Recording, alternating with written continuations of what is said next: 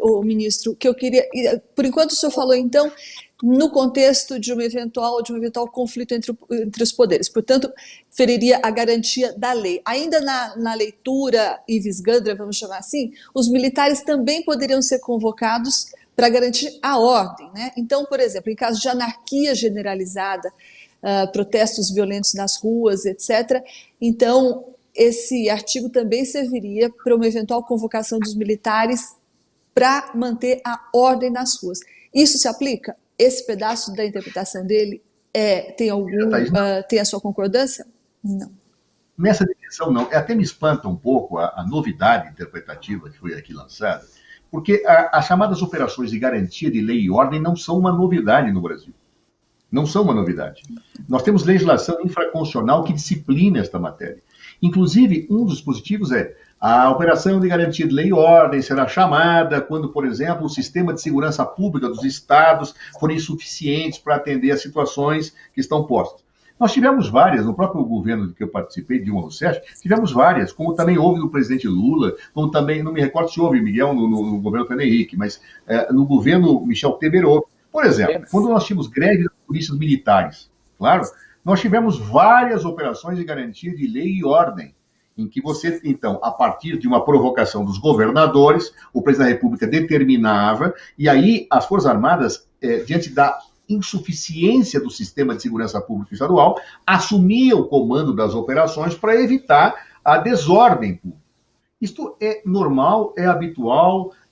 Na Copa do Mundo foi utilizado uma GLO potencial que foi construída a partir de pareceres da AGU, justamente para que as Forças Armadas pudessem atuar no policiamento durante a Copa. Foi utilizado na Copa das Confederações. Eu não estou entendendo de onde se tirou agora a construção de algo supra-poderes, em uma situação que é essencialmente subordinada e regulada aos marcos constitucionais. Então, veja, a operação de garantia de lei e ordem está especificada, tem legislação complementar, tem normatividades, tem pareceres, é algo já assentado na cultura jurídica do país. O que se quer agora é extrair-se um leite autoritário de pedras que não permitirão que isso ocorra, porque são pedras fundamentalmente democráticas as que calçam o texto da atual Constituição. Mas, ministro, mesmo que o governo chame de GLO uma eventual solicitação das Forças Armadas para impedir, por exemplo, manifestações violentas nas ruas, o senhor acha que isso implica um risco de instrumentalização do Exército em prol de um governo? O Exército que está a serviço do Estado, ele poderia ser, de alguma forma, instrumentalizado para ficar a serviço de um governo? Eu me lembro que no governo Dilma Rousseff, do qual o senhor participou, houve uma tentativa ou pelo menos uma sondagem de partidos de esquerda e partidos aliados à presidente Dilma Rousseff de instituir o estado de defesa quando as manifestações contra a presidente Dilma estavam no auge. Então, esses partidos sondaram o comandante do Exército, o general Vilas Boas, para perguntar o que eles achavam se fosse instituído, se alguém sugerisse a instituição do estado de defesa. E daí o general Vilas Boas rechaçou a sondagem por achar que isso poderia caracterizar essa situação de instrumentalização do Exército em prol de um governo. O senhor acha que esse risco existe hoje? Veja, eu acho que nós temos que separar os institutos. Estado de defesa é uma coisa, garantia de lei e ordem é outra. O estado de defesa ele é motivado por situações excepcionalíssimas que a Constituição descreve quais são.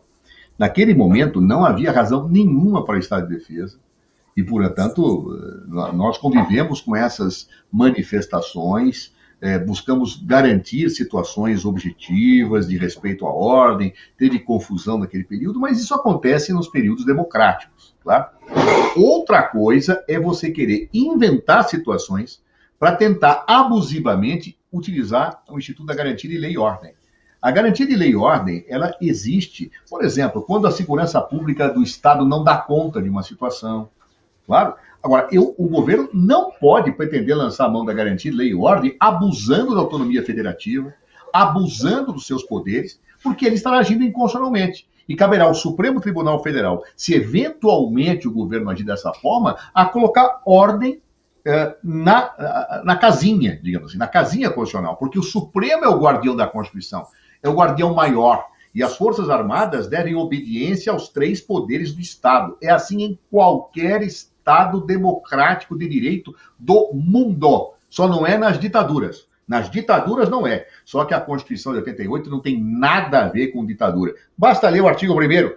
A República Federativa do Brasil é um Estado democrático de direito. E, portanto, é nessa perspectiva, deste farol constitucional, que nós temos que interpretar tudo o que mais nesta lei maior está escrito.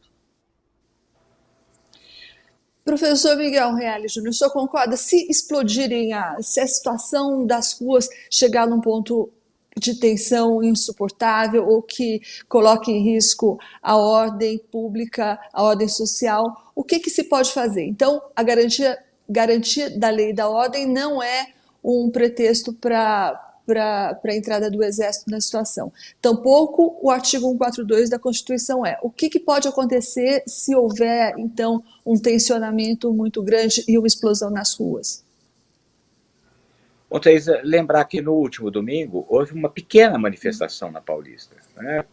Foram as torcidas organizadas que andaram pela Paulista em defesa da democracia, e hoje o grupo de bolsonarianos, aliás, havendo a possibilidade até de ter muitos policiais militares envolvidos nessa manifestação, a paisana, e houve um confronto, aliás, um pequeno confronto, mas que foi provocado pelos bolsonarianos, entrando no meio das fileiras da Gaviões e da Mancha Verde, mas algo absolutamente pequeno. E o presidente já sai dizendo que são terroristas. Por quê? Porque ele tem receio de que venha a ocorrer na Paulista a reunião de todos esses que assinam os manifestos em prol de um impeachment do Bolsonaro.